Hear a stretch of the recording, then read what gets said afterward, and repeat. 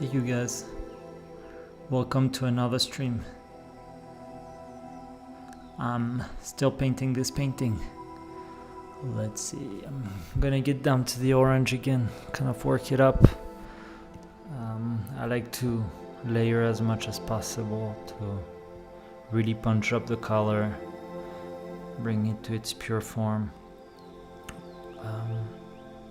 Yeah, I hope you guys are doing great. I'm doing pretty good on my side. Life is still crazy around the world. We're in 2022. Happy New Year's. Happy New Year's. And what else can I tell you?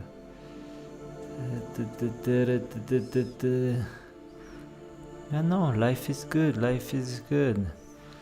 Still out here in the sacred valley of Peru in my studio. And I love to paint. I'm not sure why my computer is not working right now.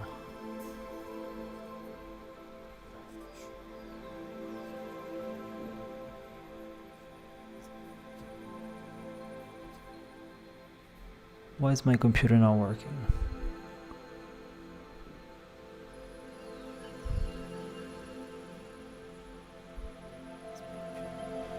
Oh, maybe that's how you do it?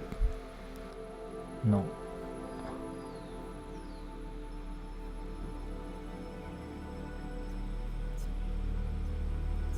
I know why. Sorry guys. I was playing around. I'm trying to figure out my sound. I know why. Hi, sorry guys. I know why. Sorry guys.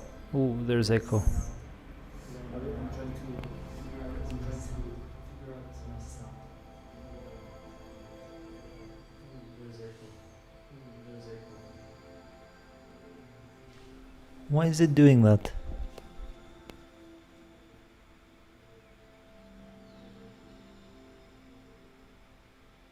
Why is it doing that? Why is it doing that?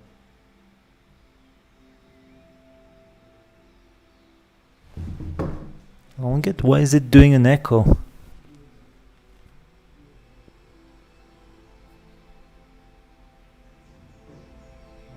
is it doing an echo? Why is it doing an echo?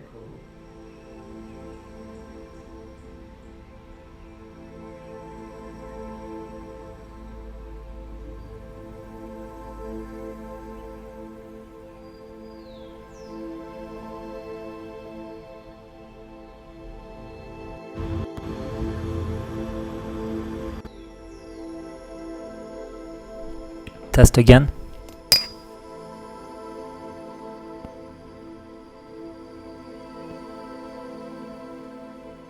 Test again.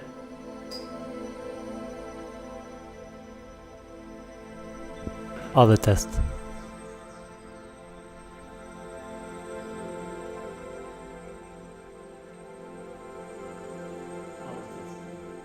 I get it, everything's good. I don't know, I was just being a stupido.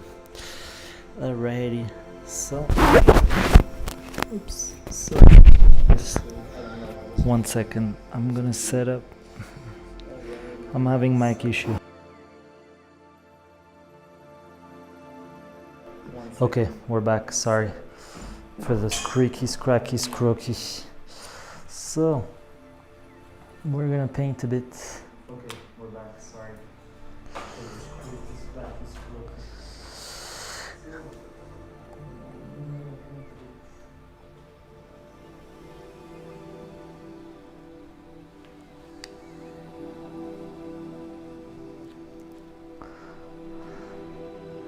So we want to work up some orange Schievensklift.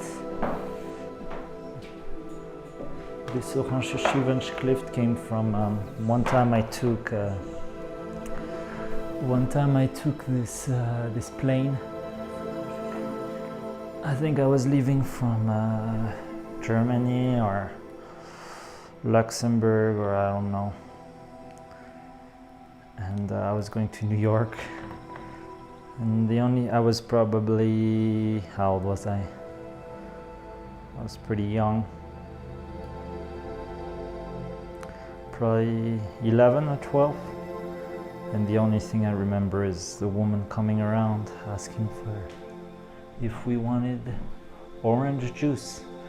It sounded, I don't know. When you're a kid, things can make you laugh a lot. Alrighty, so we are working up that orange. Let's see, I'm probably gonna set myself up on the vision train as well. I've been going on the vision train while I live paint. I feel like keeps me company. 3802. Oops, I'm telling you the code of everything. It's fine, I think it's pretty easy to find. Anyone should join. And yes, it looks like I'm kind of all alone in there. Let's see. It's good.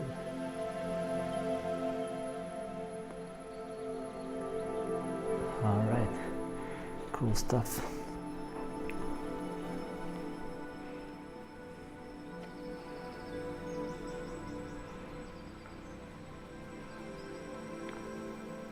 So this is a cadmium orange mixed in with a bit of white, because the cadmium orange alone doesn't have a body, but I love that pumpkin kind of color.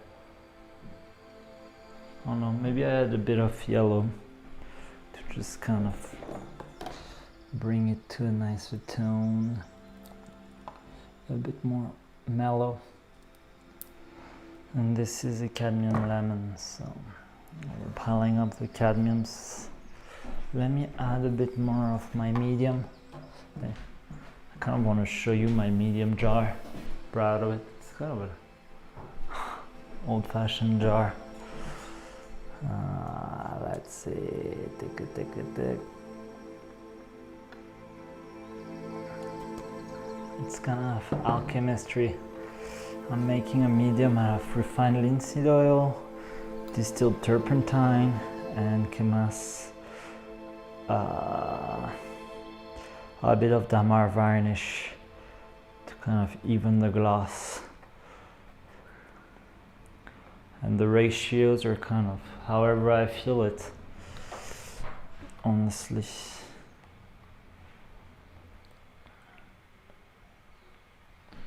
Alright, let me kind of get it back to my YouTube. There. And there. Cool. Alright, let's do it up. Oops. It's weird. On my YouTube channel comments, I keep getting weird spams. I don't get it.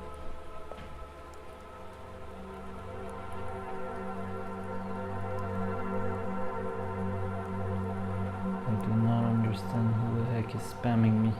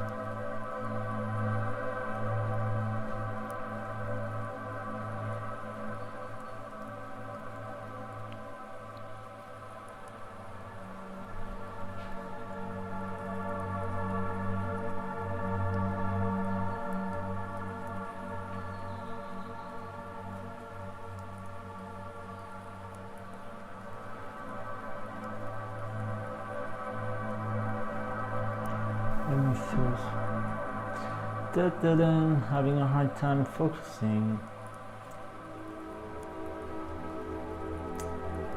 Anyways, let's do it up. Do it up.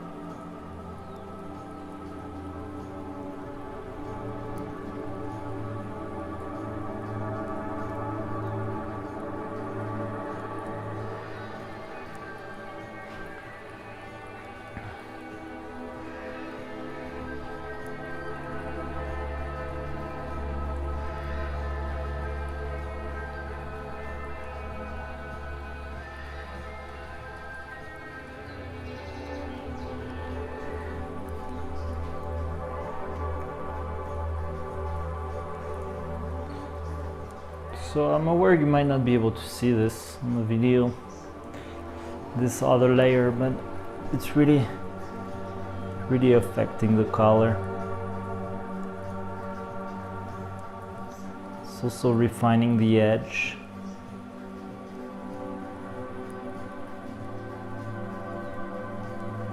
But it's not really giving me much room for error. Any kind of stroke I leave, it messes up. Or if I mess it up.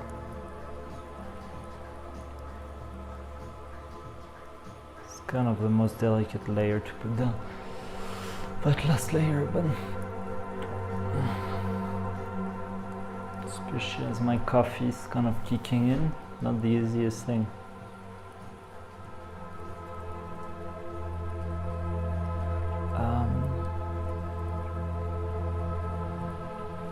Yeah, I don't know, I'm not really sure. The center needs some work, but I'm not able to know what this painting is missing. or there's too much. I don't know if I'm happy with the contrast between the foreground to the background. Actually, I'm just gonna leave that. I'll get back. I still need to get back with the blacker, darker color of the background, and then I guess I'm not quite sure what's going on.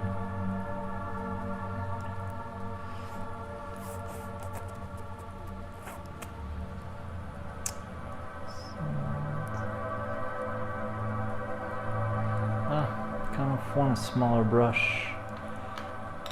Let's use up a smaller brush.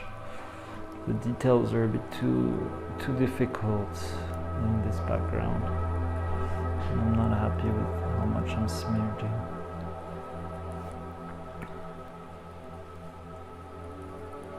Ah, that's better.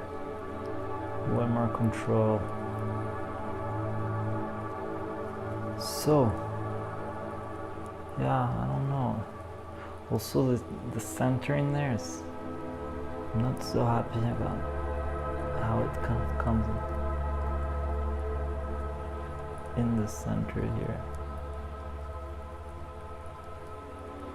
Doesn't really make much sense, but it will.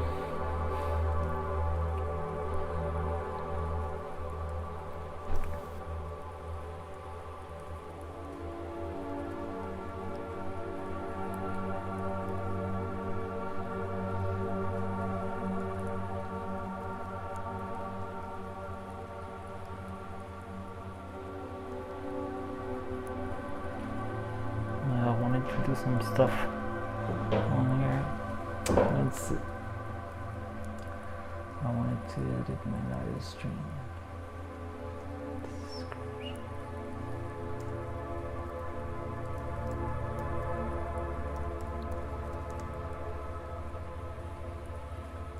Oh, I have a bit of paint on my hands. I should be careful.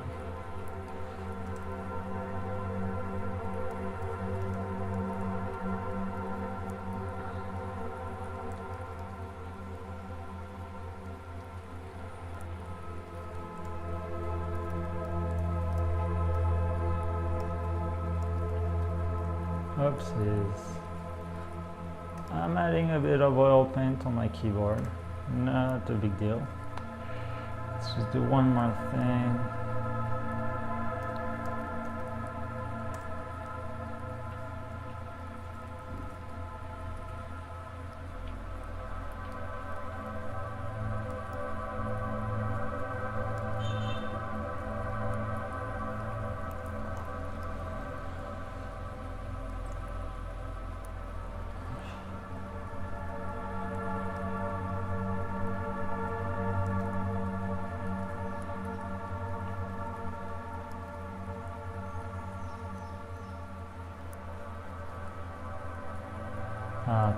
I'm putting too much paint. I'll edit this later.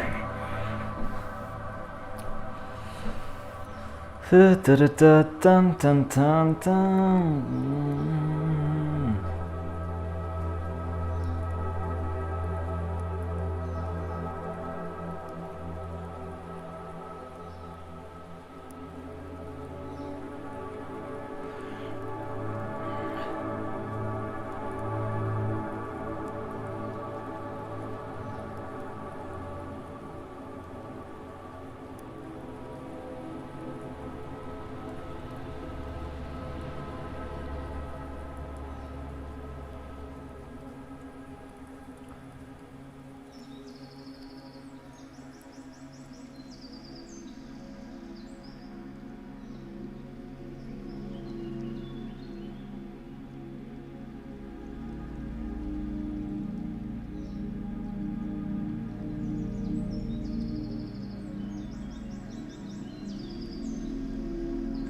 Alright, we're getting a bit more into a flow.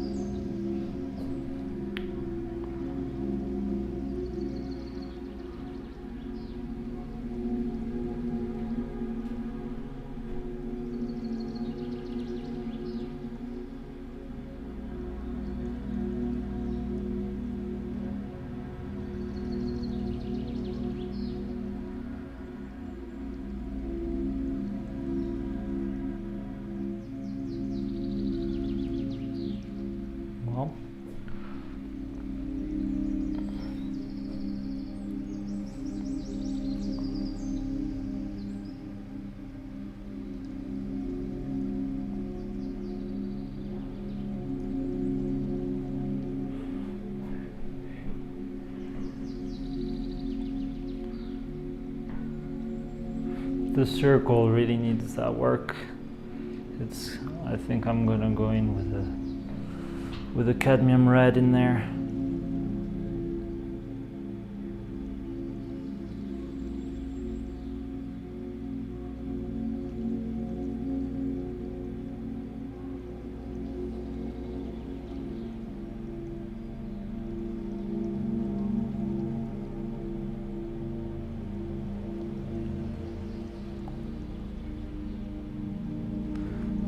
For my painting, it's all about working flat surface from edge to edge, and flat surface is not always true. Sometimes I do gradient, but it's really working from shape to shape and edge to edge. It's really, for me, the most important.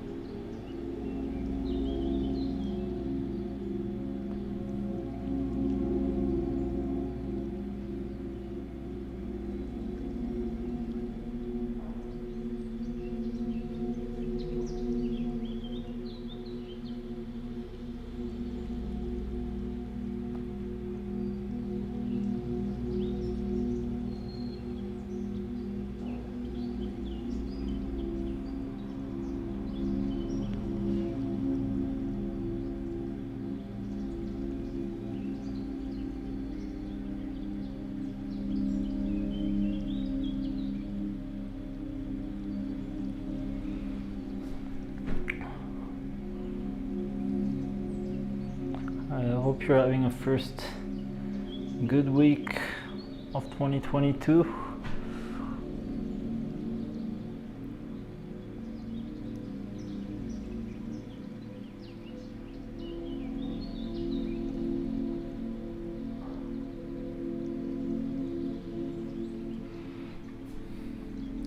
For me, quite crazy.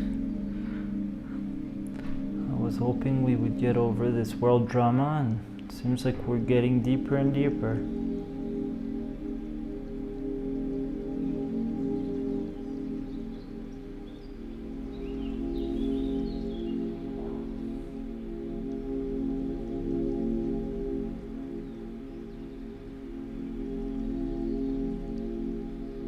As you might know, I was born French.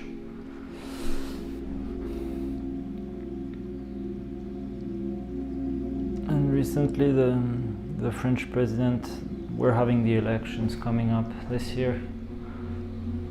And it's basically a big mess. The French president talking as if he forgot he was a president, but just a candidate for the new election. Pretty ridiculous.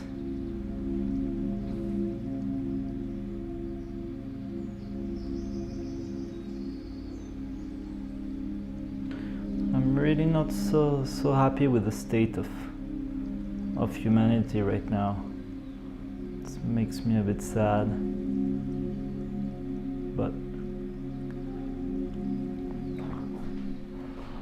But you know, the pandemic, whoops, I don't want to use any words like this. Let me rephrase. Whatever happened this recent years, I definitely do feel like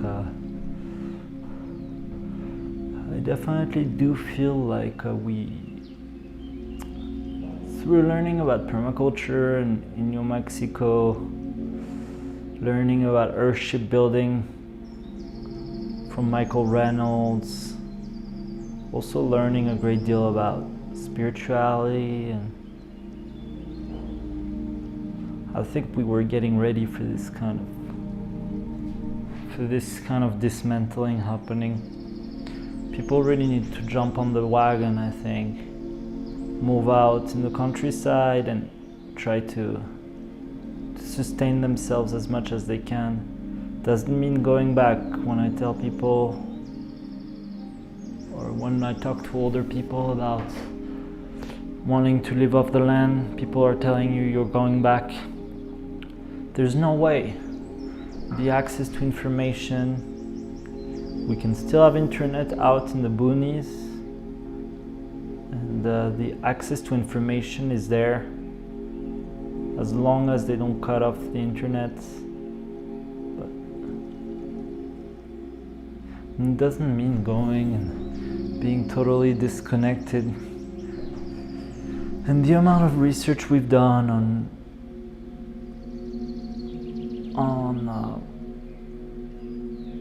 the amount of research that is accessible on what to grow, what climate, and the incredible opening of different seeds, I think is really like nothing that in the past we've seen. You can grow Peruvian varieties of quinoa in Northern Europe that are highly abundant, easy to grow. I mean, those are simple examples, you know, that in the past, no way. Quinoa is such a recent thing.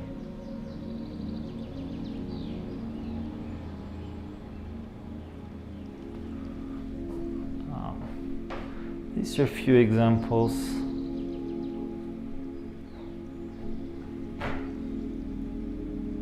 It makes me think about the ethnobotany, the relationship that we have with plants and how we communicate with plants.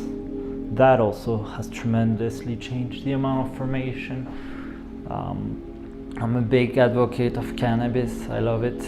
I've loved it for many years, and I definitely think there's been a change in the genetics of the plant and how it interacts with humans. That's not going back in the past. The way we've been able to isolate its CBD and grow a plant for its CBD traits. People can do that in their home. They don't need to get stoned high of their rockers, and they can just use the plant for its medicinal purposes, as long as they let us grow it. Can you believe this tyranny world we live in? You're not allowed to grow plants straight from nature. Any plant should be legal to grow. I'm not talking about drugs here, I'm talking about plants. But anyways, and with all this late news happening, I do not think it's improving the status of legality of plants and legality of the soul. We are unfortunately moving steps back, many steps back. We all want peace and harmony, but they figure out ways to really, really, really easily divide us.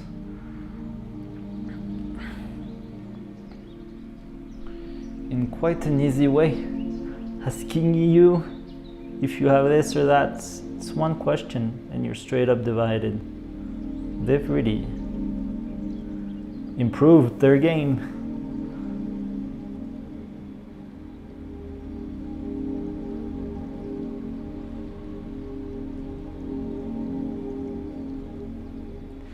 They've really improved. They've become champions of controlling us.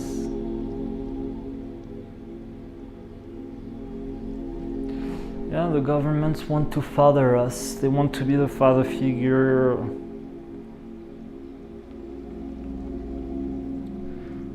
But I don't see much, unfortunately, I don't see much of the Pachamama, the high goddess controlling us. She doesn't want to control us. She's there for us. We just have to open our arms, but you don't make money off of her. unfortunately, you come back to harmony, love, simplicity with her, so they don't care. Those machos, they don't care. Doesn't mean you don't see any woman, or doesn't mean you don't see any woman in the parliaments and whatever, Congress, and some of them are perpetrators of this tyranny. I don't get it, but it's okay. It's not about sex here. It's about more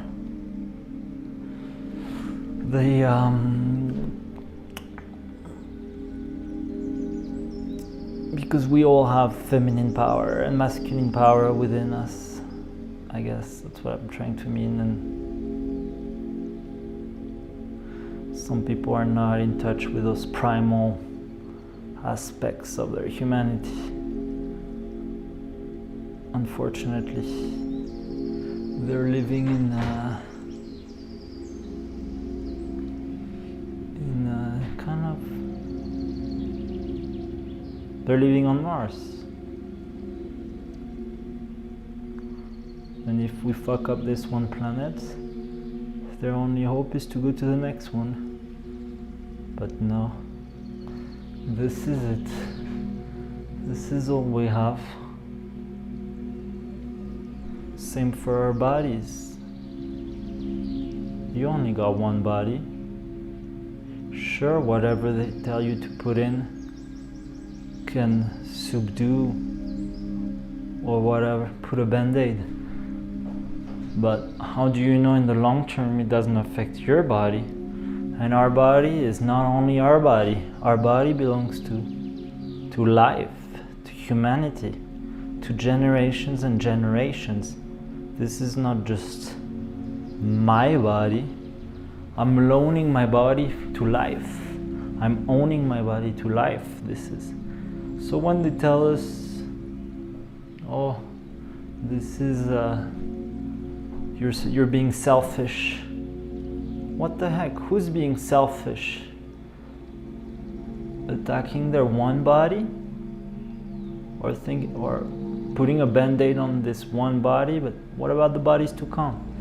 And of course I understand people, I'm talking from a younger age here, wanting to further life, you know.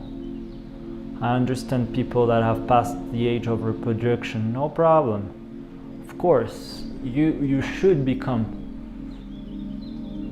as much, or I guess once you've passed that age of procreation, definitely take care of the whatever's left of your body. You've used it.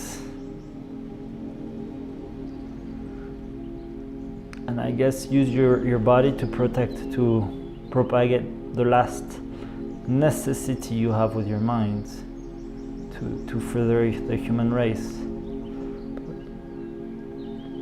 Anyways, we really don't know what we're doing on it. There's no way to test long-term effects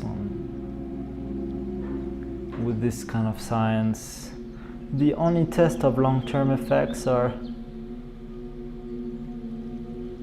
come from the plant world, from the trees.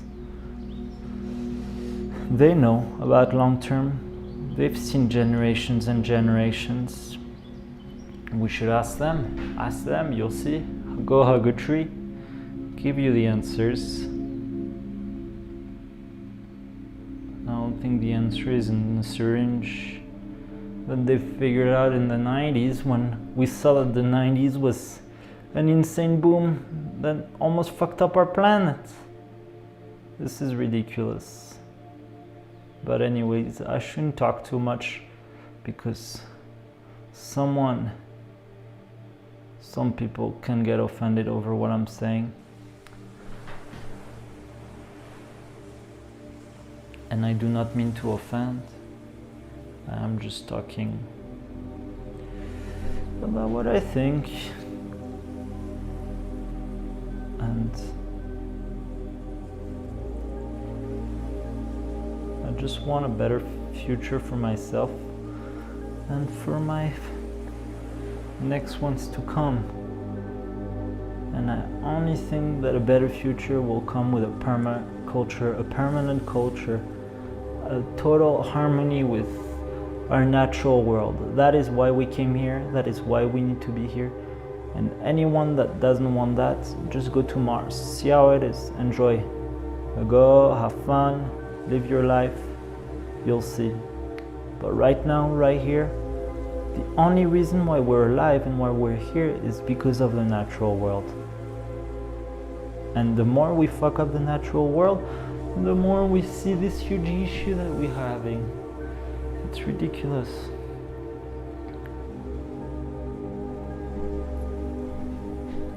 Ridiculous. I'm kind of ranting and blah blahing.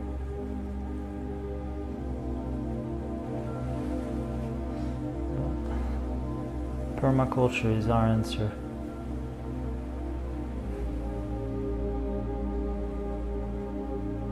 Not the band-aid. Not the band-aid. Permaculture is our answer. Not the band-aid.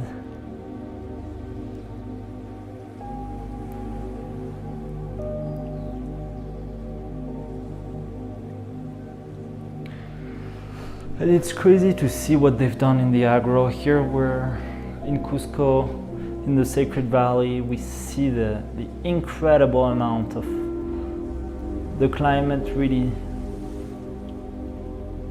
is a growing climate. And I see the lack of diversity. It's so crazy. And the amount of spraying they do. I think Peru does not allow genetically modified veggies, or whatever, you know what I mean? But they definitely spray and spray and spray and spray. And to me, this is what is at the core of this pandemic. This spraying we're doing. This trying to play gods over nature. And you see what happens. So now we're down to spraying our human bodies, spraying our minds.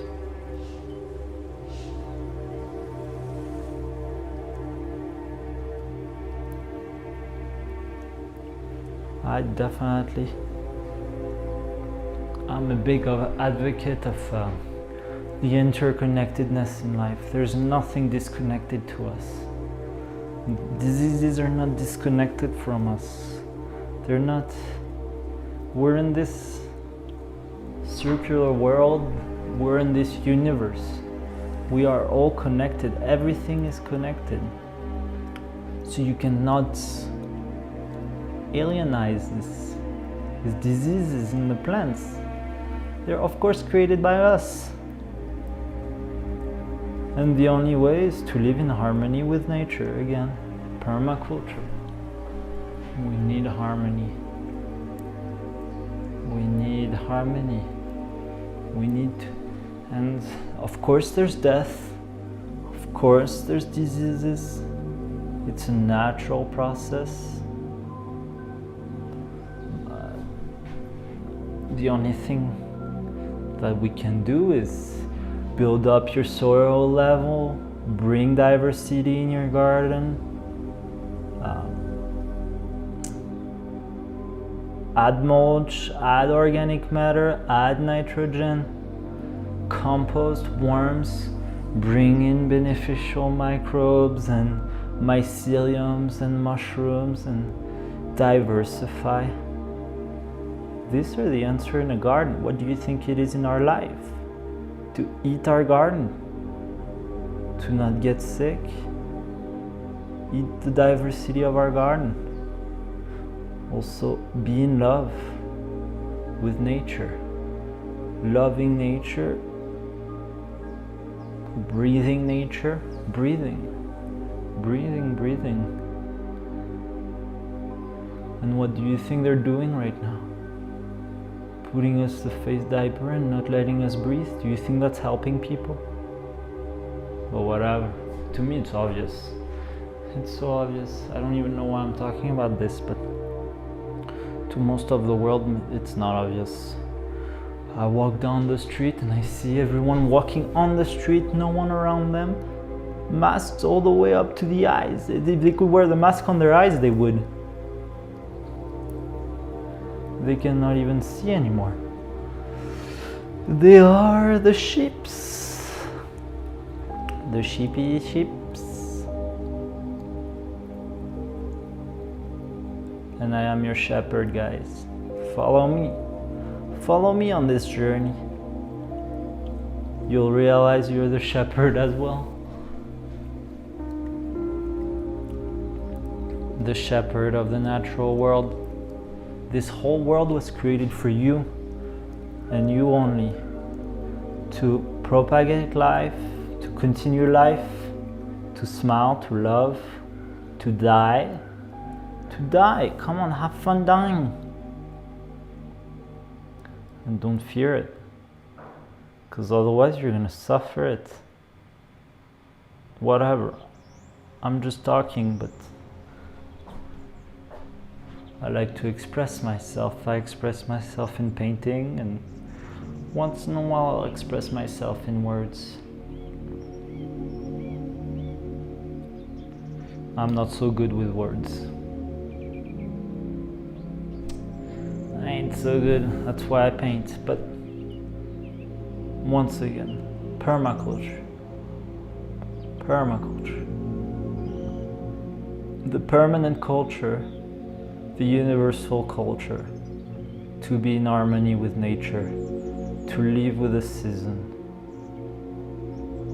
to eat straight from the garden, to bite the fruit. That is all. That's why we came here, to do that. But who has access to a garden? How difficult is that?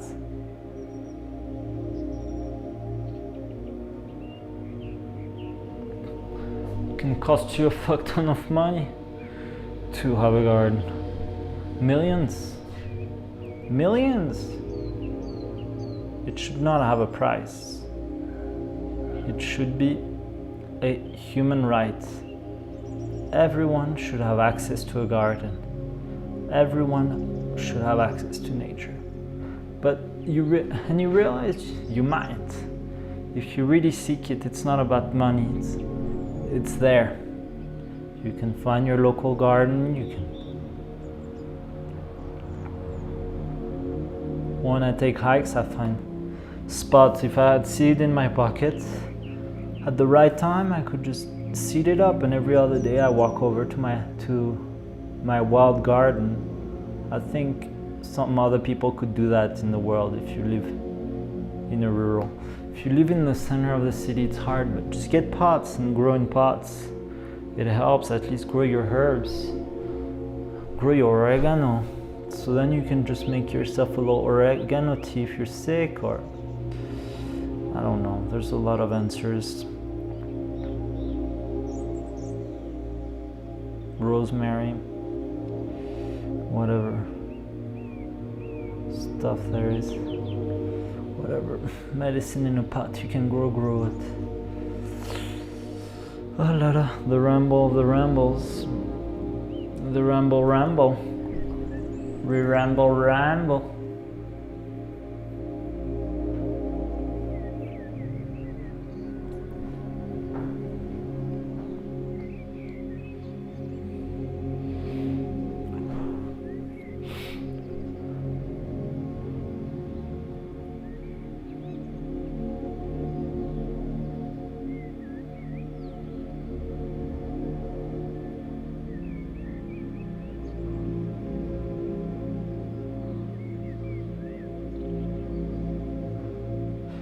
So I think in a way I'm able to also express all that I just said in, for example, this painting. I think the concept of permaculture is there. We all start from a center and we bud out, we flourish out, we have all these external things.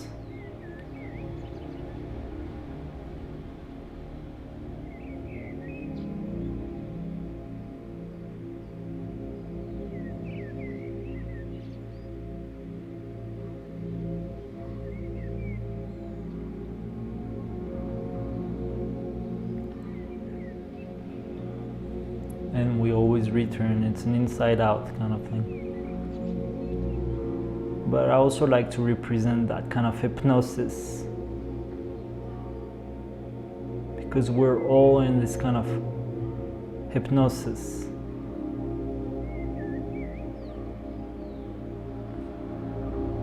There's a universal hypnosis. It's like I'm playing you guys binaural beats. It's like these binaural beats. They figured out that the earth makes a sound, a frequency, the hum.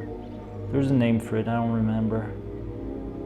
That's what we're kind of all being hypnotized by, the hum of our nature. But a lot of people forget to listen to that. They don't even realize. They don't even listen anymore. They put the... It's like if they could put they're putting a mask on our face, but soon they might put a mask in our ear. And they do with their stupid news and politics. And that YouTube propaganda that they like to put out. It's like earwax. Earplugs. So you don't listen to the sound of nature.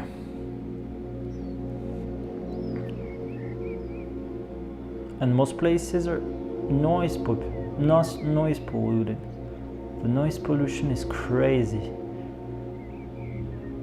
I have a lot of noise pollution here where I am. Moto. We have a lot of moto taxis and whatever, and they make a lot of noise. And unfortunately, I have a beautiful garden with apple trees and pear and peach and fig and all this stuff in the back. So I have my little heaven paradise, but in the front is the street, and it's quite a passing street, unfortunately. So the noise level is just unhealthy. And during New Year's, they were going crazy with the fireworks. Woke me up a bunch. And it lasted like 3 days or something. Because it was over the weekend, so they fireworks. Even yesterday they were still fireworks. So loud. Poor dogs. We were seeing there's like street dogs, and the poor dog the next day was like all freaking out. He was like flickering of the ear, like I think they really don't like this firework. Especially they just throw them down in the street like. I'm sure they probably laugh. And here we have another noise. A fucking machine.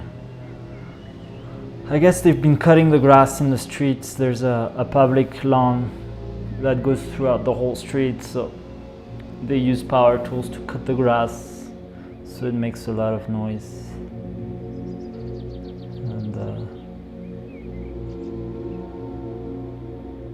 And they start at 8 in the morning, which is fine. It's good to wake up at 8, but it's also nice to have a kind of quiet morning, to just kind of meditate, sit down and have breakfast in quiet. But no, power tools. And yesterday morning there was power tools. This morning there's power tools. Every morning. Hey guys, I'm building up, I'm doing lots of woodworking lately. Pretty fucking amazing. I love to work wood. It's so much fun. I'm trying to build a workbench to start with, all by hand, and a kind of foldable workbench, all with hand tools. So it's quite difficult. I'm still only in the very pre-phase of working up the legs. I'm also building an apple grinder to make my apple wine, because we get so many apples and pears here in Peru that I want to... the noise outside. we get so many apples here that I want to make apple wine. And in order to, I have a press, an apple press, but in order to press, you need to grind your apples down. So I've been working on a handmade apple grind. I do motorize it. I could hook it up on a bike, but the easiest, I found a motor, a pretty cheap motor, so I was like, okay. And it's all made out of wood though, the rest handmade. It's a big rotor made out of wood, it's fun. And I'm in the process of making that too, so I have 2 woodworking projects going on. With the apple grinder, I'm almost halfway through, so I'm pretty stoked. I'm waiting between glues. I'm in the glue out process.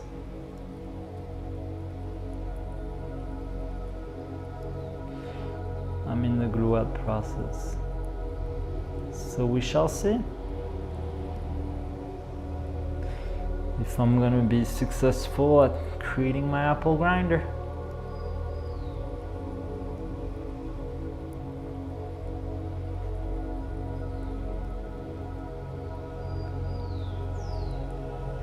With this apple grinder, I think you're able to grind at a high rate. It's really, you could say it's semi-industrial process.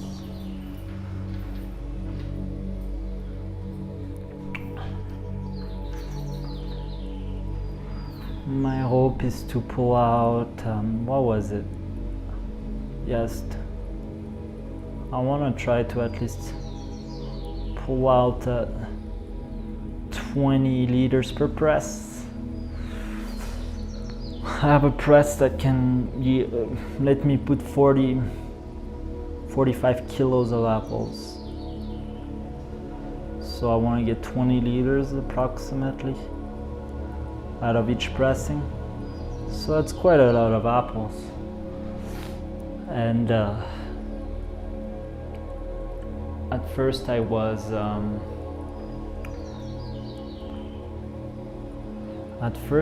was grinding the apples by hand in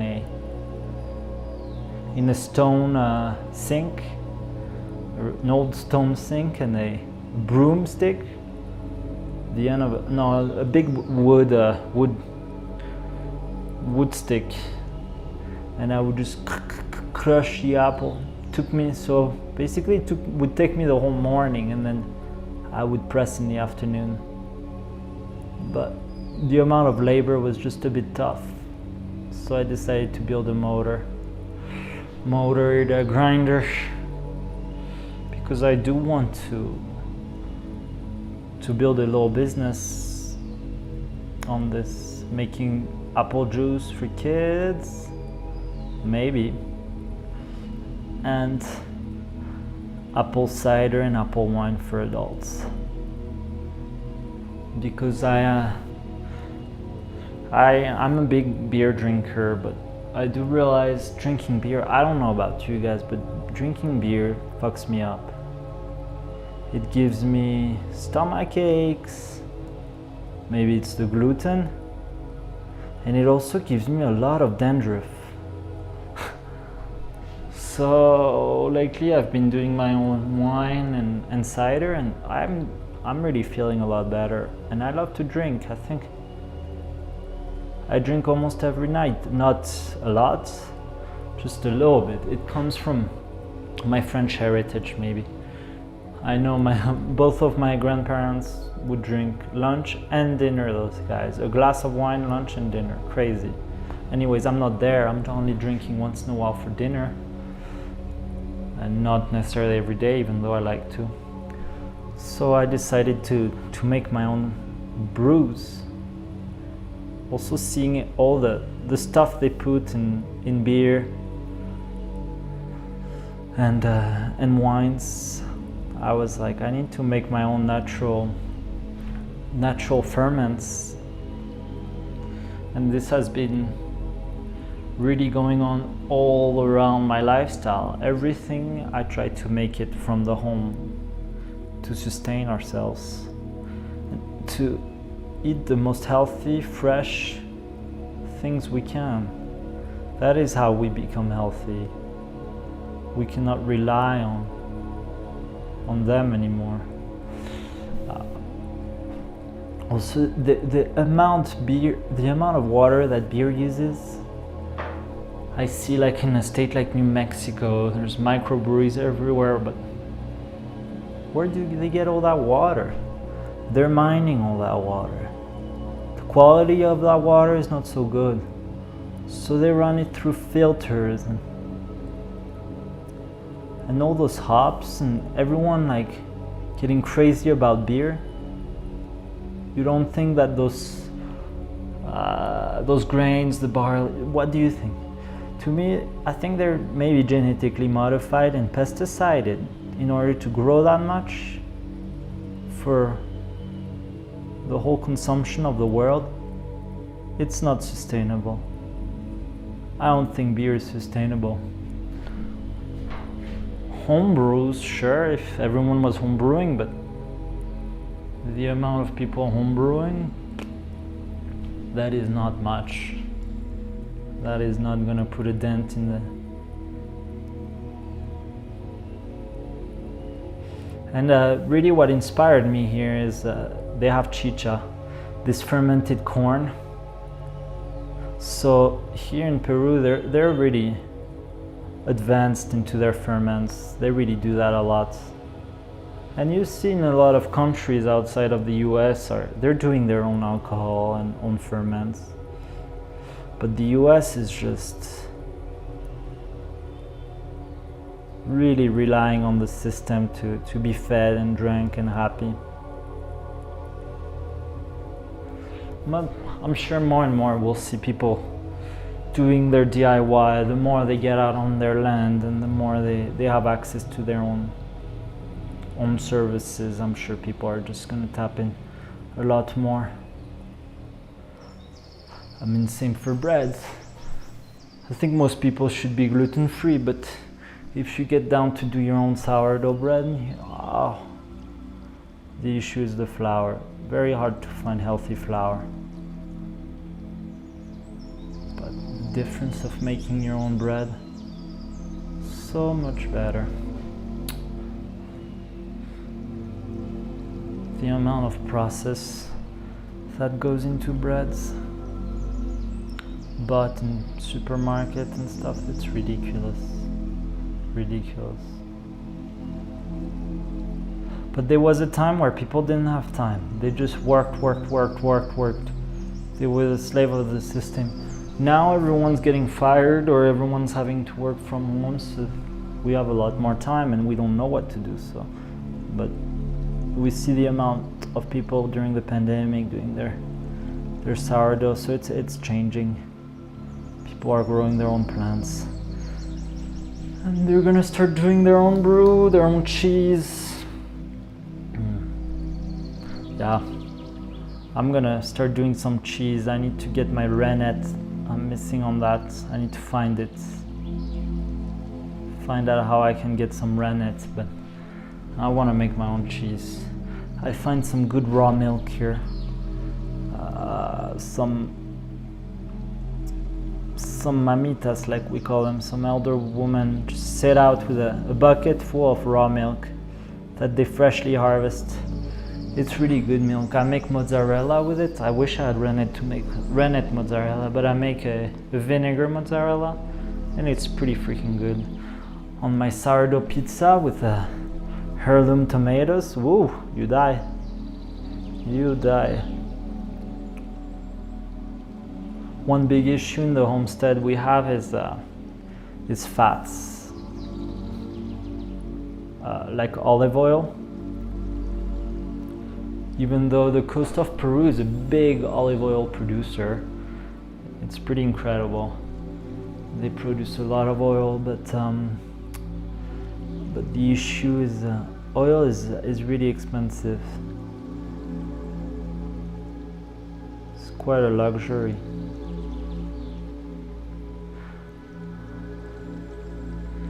getting into oil, my gosh, the amount of people using processed oil, hydrogenated or whatever, vegetable oil, that is the worst. That's what's gonna give you diseases and send you to the hospital more than anything. And you don't hear anyone talking about how bad these oils are. Sure, in smaller circles, but on a mainstream level, some of these oils should be really, really frowned upon. I understand once in a while you want to do a donut and fry up a bit, sure, why not? But on an everyday, or you want to do your fried chicken or something, once in a while, sure, why not? All in moderation. And if you can find a high quality vegetable oil, why not? That's maybe not been hydrogenated, I don't know if that's... I really don't fry anything. I really stay away from frying. It's not good, no matter what. But I understand some people want to treat themselves. We're not going to tell them no. No one's telling no to anyone. But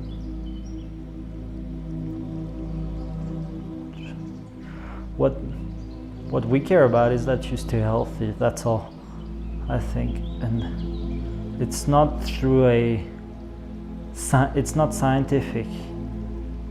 Like, we want you to stay healthy.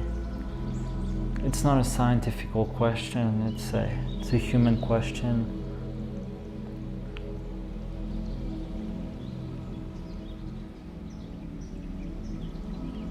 When I eat processed oils, I feel so bad. My stomach hurts like hell.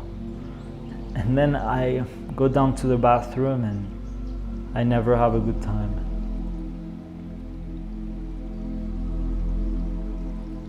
I've become so sensitive to this oil, and lots of people have lost that sensitivity because they just get used to it. And then their cholesterol and diabetes and hearts pay the price. Their heart pay the price. And it's easy to blame it on whatever that is. It's not a pandemic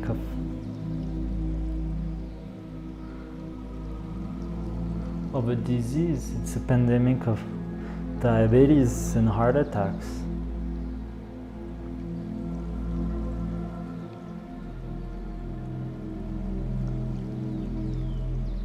But anyways, I'm this young dummy that loves permaculture.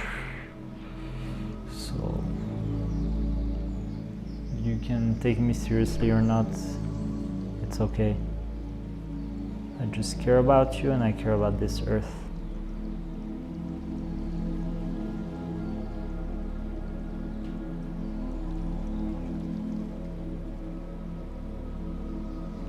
Go KFC, go McDonald's.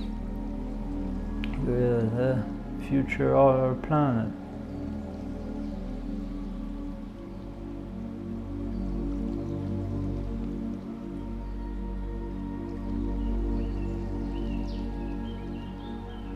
Also, I was talking about fats, yes, hydrogenated stuff, it's difficult on a homestead to get your fat if you really want to sustain yourself and to be in harmony with nature. Not quite easy, but we definitely have, and I love Peru in a way because we see people, indigenous people, Inca people that really live very sustainably in a way, even though of course everyone has the Nike shoes, and because of course everyone's been corrupted, no one is pure, otherwise you don't see them, they're in a cave. But we see how they get their fats, how they get their oil, and it's all lard. It comes all from a piggy. They don't have, and actually they love to fry their trout with those terrible oils, which gives me the worst when we go out in the community. They offer us the trout and it's always fried in that nasty oil. we try to tell them that's not good, but to them it's kind of maybe a luxury, I don't know.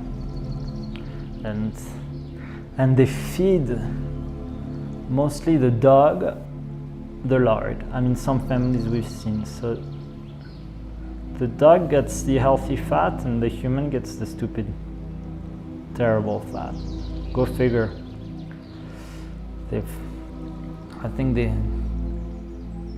I don't know why they do that. They probably still eat that lard for their meal when they run out of the stupid expensive, cheap / expensive oil.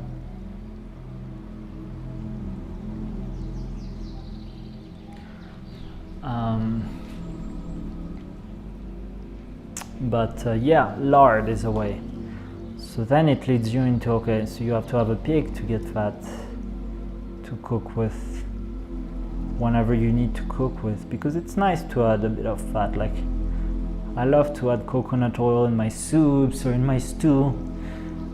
And we need fats, they're kind of important. And then I also love to add olive oil to my salads and on top of a meal, like on top of a rice. No, the fat is butter. So either you also have cows and make your own butter and cheese. But there's lard. It's a nice substitute, but it leads you into, okay, you need to kill and grab the fat in the intestine or wherever the biggest lard fat is in your pig. So in a homestead, can you get away from not eating meat? That is one of the questions I have, and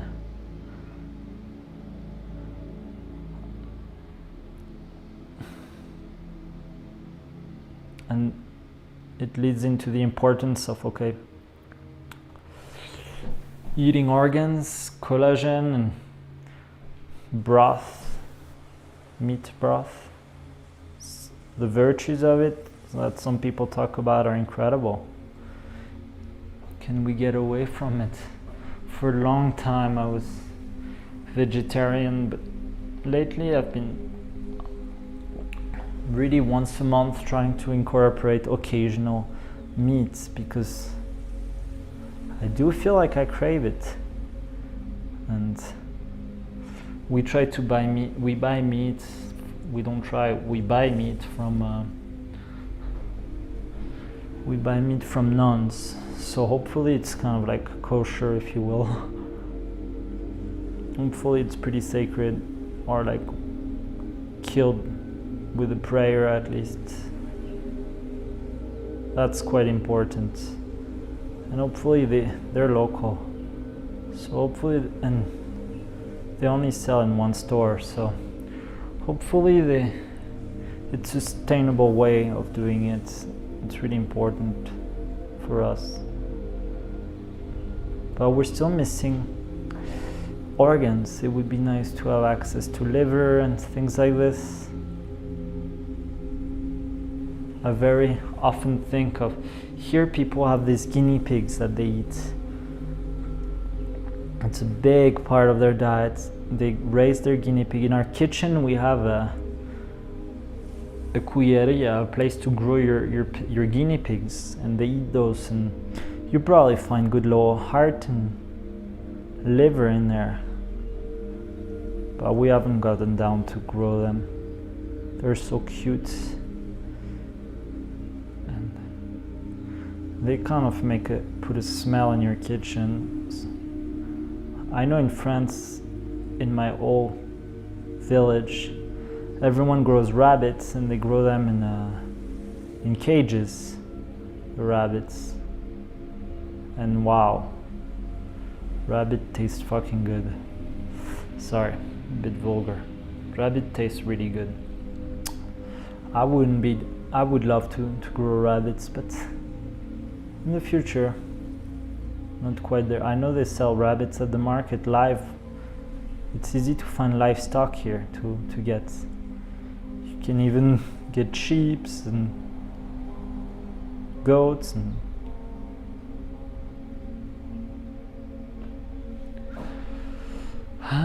another one is to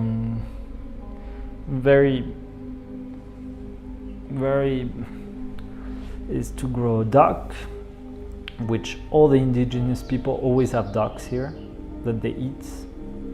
They eat a lot of duck that they grow and kill. And chickens is a good way to eat a bit of organs and fresh meat that you can grow yourself, love, and eventually kill to nourish your body and soul. It's a life cycle, but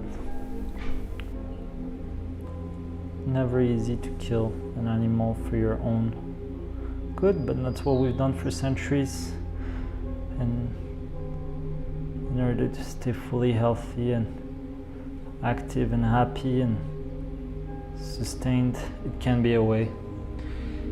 But as we still have a system of economics, we can afford to buy meat, we're buying meat. We're not yet raising our own. But if it's leading us in a way where we cannot, we will raise happily. And really the quality that you get is unmatchable. It's the best.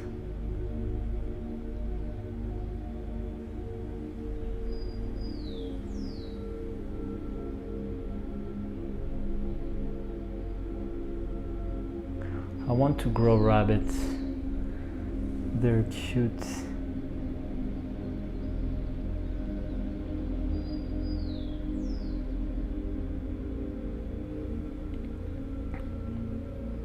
Some people hunt. Hunt could be a way, but it's a bit difficult. The animal woke up in the morning and at night he was dead. It's a bit tragic. I mean, it definitely happens in the wild, and that's the way it happens. But in a way, whenever you grow an animal and raise an animal like a rabbit, and you know from the day that you brought him into your life that you are going to eat him, I think the animal knows that in a way. Or, I think there's more than words, you know. I believe in telepathy and emotions that are shared on the heart level. So in a way, maybe the animal knows its destiny, that one day his day will come, and it's tragic, but at least you've loved the animal, I hope, and you've gave him his life, and you choose when to take it. It's a bit different than hunting. I don't know what you guys think. To me, it's a bit less cruel in a way. But when you hunt, hunters, they just kill that animal in a way that it doesn't even see what's coming to him. So, or you hope that it really barely suffers, but you don't know if he's going out and expected to be coming back home, and the rest of the family, imagine dad doesn't come home, or mom, or the son. It's pretty tragic.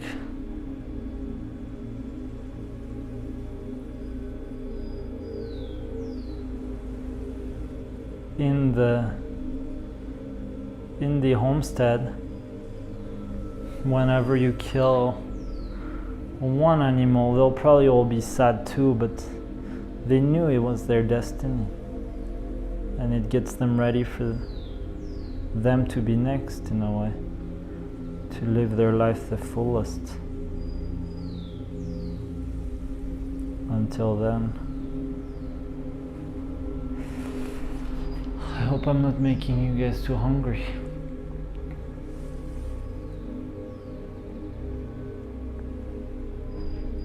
Okay, we're almost around the loop. It's a bit grody in the way that I painted this.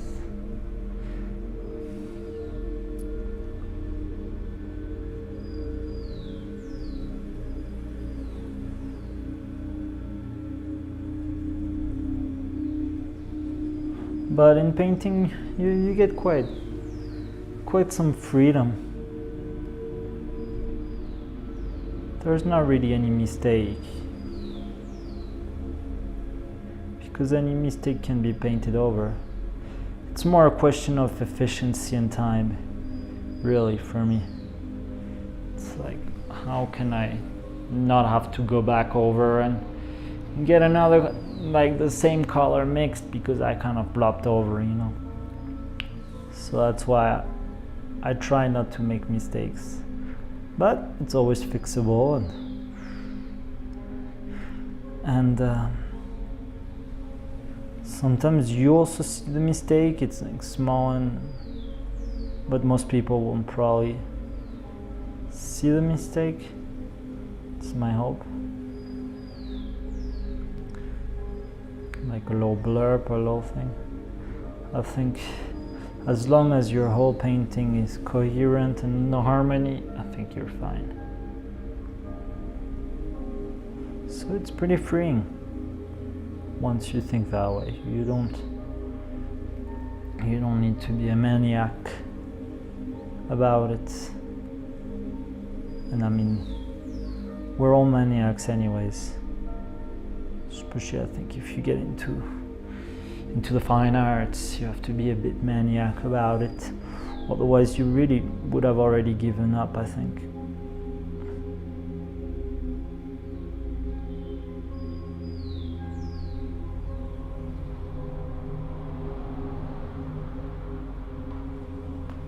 I'm a maniac, man. Yeah. Let's see, we've got 3 more rows down. I don't really like the middle that I've got going in here. It's a bit blurry in there, and I wasn't able to get the small depth. I think next time if I redo this painting, because I'm doing this series of paintings like this, next time I'll work on the background before, and I'll draft the background before I put the foreground, so I can have a bit more details, because I'm not so happy with this stuff in here. And I don't know, I'm not able to get it in there, but we'll see. I'll keep working it.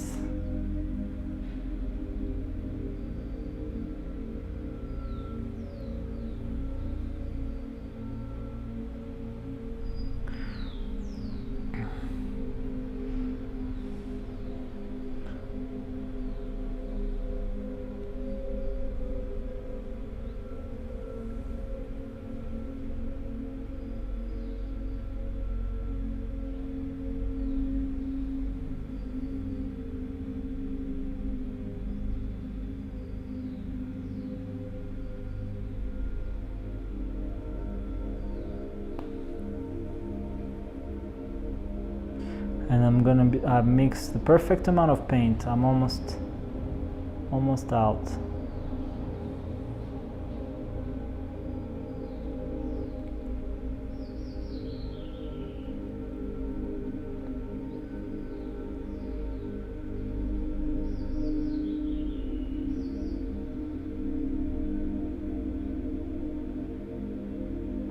So my afternoon is gonna be spent. Yeah, it's almost 12, or it's like 11:34. My afternoon is gonna be spent on woodworking.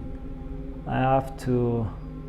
So I'm creating this grinder, and the part that I'm at is still making I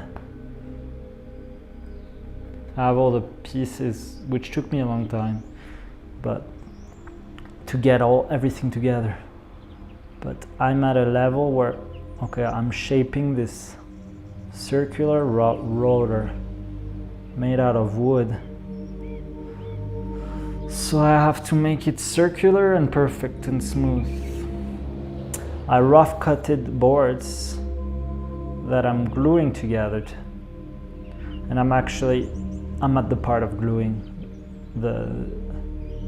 It's basically laminating boards together. So gluing boards together that have been cut in a rough circle. And then once they're glued together, you run a planer and eventually a smooth little chisel to really smooth out your circle. So I'm going to be gluing the stacks of planks that I've cut into rough circles together. Okay, so then my issue that I'm running into is, so I have this shaft that is hooked up to the motor, and I'm going to have to put the rough glued pieces of wood onto that shaft.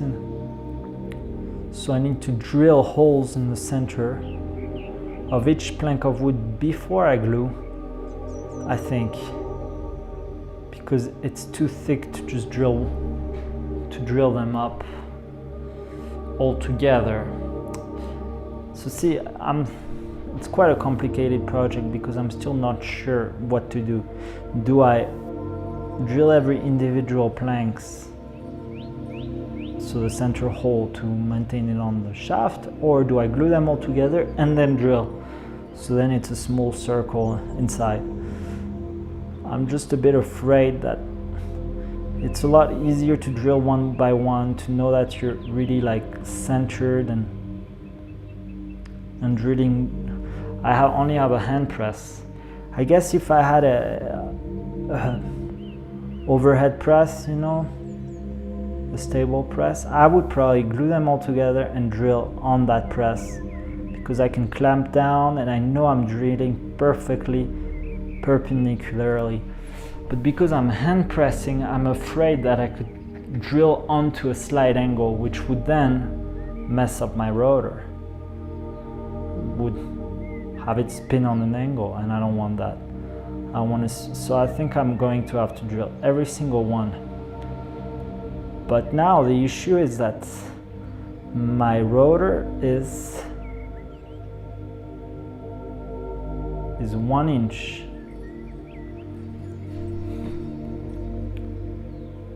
And here in Peru, I only find millimeters for drill bits. At least in my town where I'm at, I'm only finding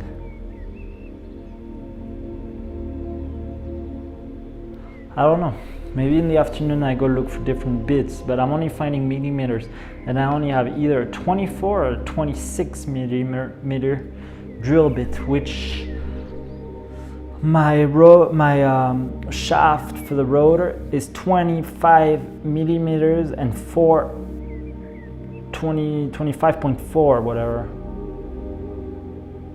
millimeters. So I'm right in between the 24 and the 26. If I drill too small, I need to enlarge the hole. If I drill too big, well, the shaft is going to be bouncing around. Even though I do, so you will have the shaft and the rotor.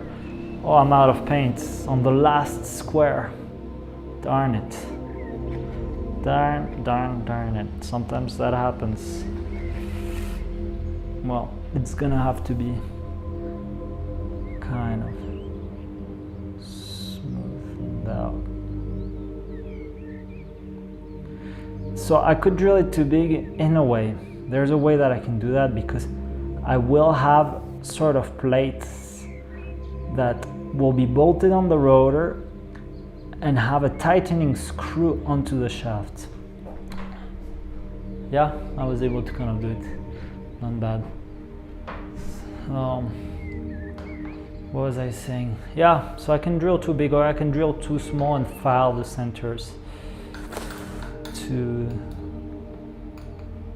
yeah, my rotors and the shaft are kind of like this painting, spinning around and around. Anyways, I'm done for today. Painted for how long? Yeah, an hour. Wow, an hour and 30 minutes almost. Awesome. Well, thanks for tuning in, guys. That's it. I did my lower orange. It's looking good. Still some work on this painting, but it's not looking too bad. All right, you guys. Thanks for tuning in. Peace out. I'm out.